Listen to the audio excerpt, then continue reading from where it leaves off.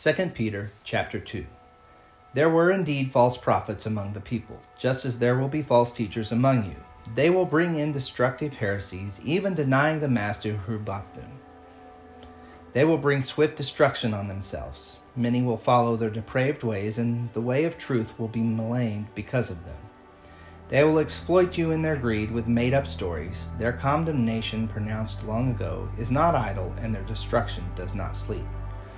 For if God didn't spare the angels who sinned, but cast them into hell, and delivered them in chains of utter darkness to be kept for judgment, and if he didn't spare the ancient world, but protected Noah, a preacher of righteousness, and 7 others, when he brought the flood on the world of the ungodly, and if he reduced the cities of Sodom and Gomorrah to ashes, and condemned them to extinction, making them an example of what is coming to the ungodly, and if he rescued righteous Lot, distressed by the depraved behavior of the immoral, for as that righteous man lived among them, day by day his righteous soul was tormented by the lawless deeds he saw and heard.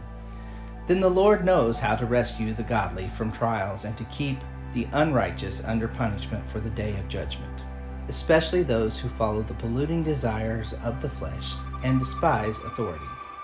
Bold, arrogant people, they are not afraid to slander the righteous ones. However, angels who are greater and mighty in power do not bring a slanderous charge against them before the Lord. But these people, like irrational animals, creatures of instinct born to be caught and destroyed, slander what they do not understand, and in their destruction they too will be destroyed. They will be paid back with harm for harm they have done. They consider it a pleasure to carouse in broad daylight. They are spots and blemishes, delighting in their deceptions. While they feast with you, they have eyes full of adultery that never stop looking for sin.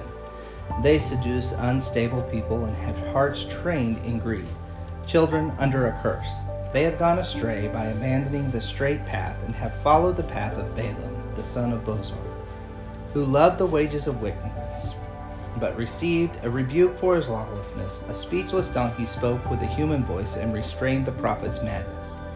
These people are springs without water, mists driven by a storm. The gloom of darkness has been reserved for them.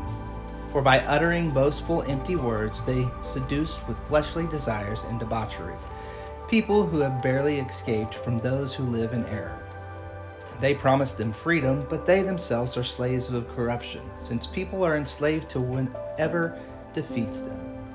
For if having escaped the world's impurity through the knowledge of the Lord and Savior Jesus Christ, they are again entangled in these things and defeated, the last state is worse for them than the first.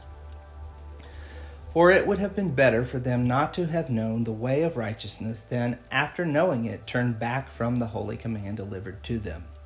It has happened to them according to the true proverb, a dog returns to its own vomit, and a washed sow returns to wallowing in the mud.